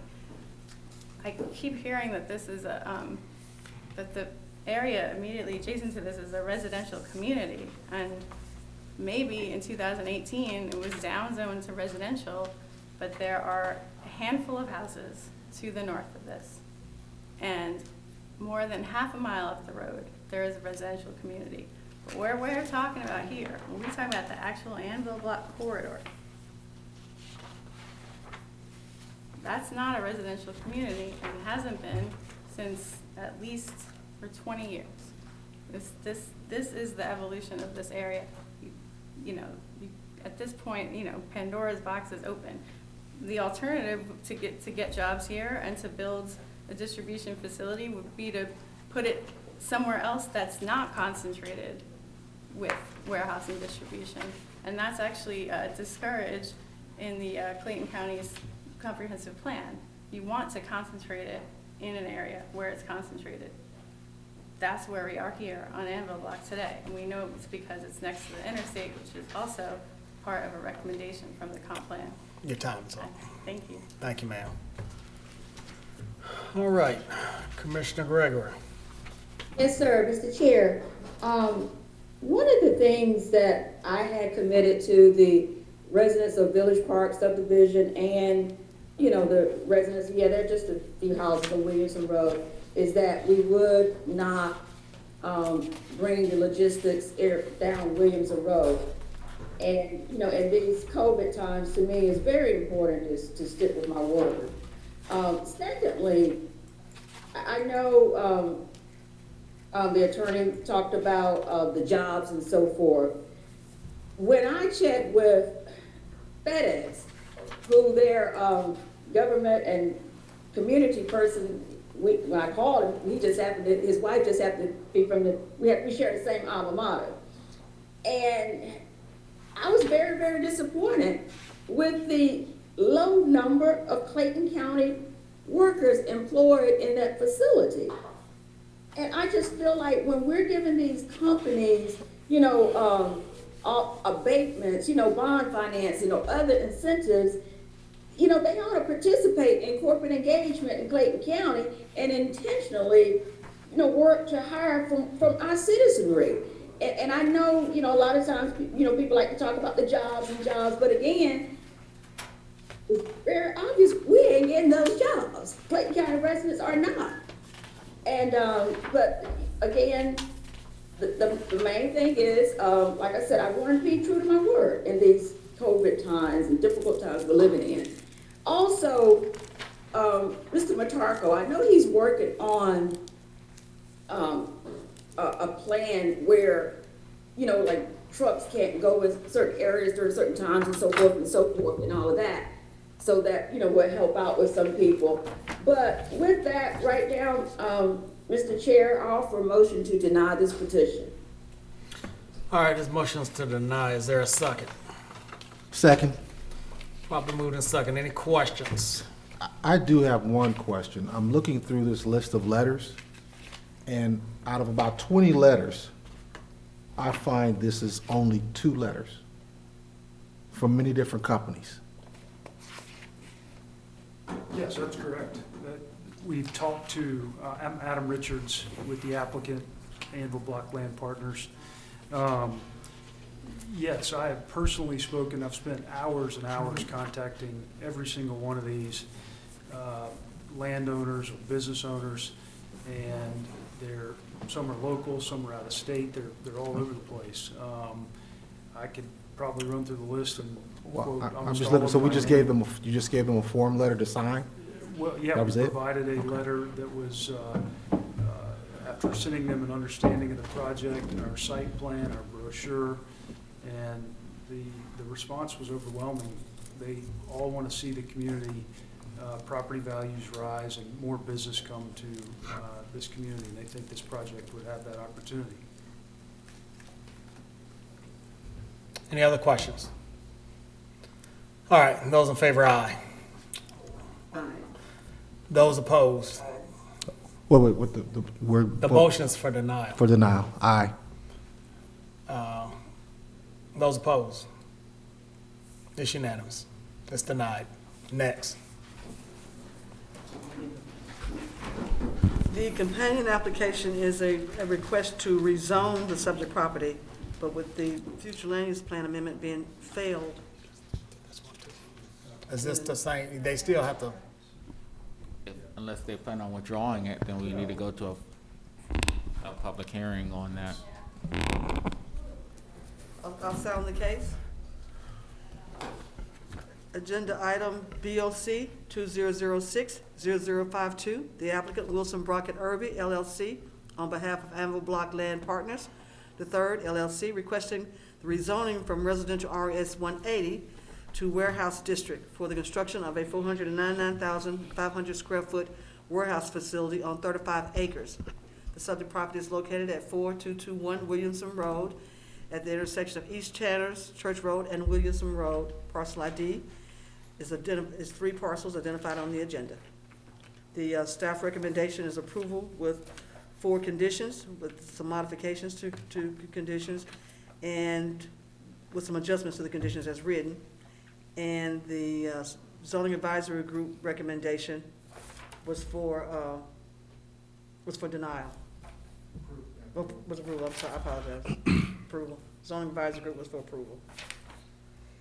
all right, applicant would like to say anything? Can't rezone a property if you don't have the future land use. You gotta go map through the amendment, motions, so so, here we are. it can be brief statement if you like. Thank y'all, no, that's okay. Okay. All right, anybody want to speak for this, in favor of this request? Nope. Anybody want to speak in opposition to? Mr. Chairman, Yes, sir. Mr. Garber, may I approach the podium? please come forward.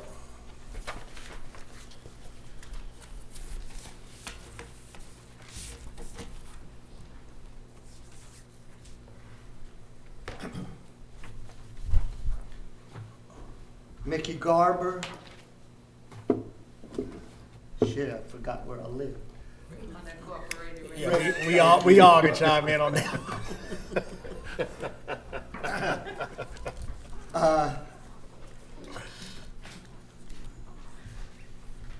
Unincorporated Rex. Seeing how we just denied one, and there's no other speakers for or against this situation, this particular situation.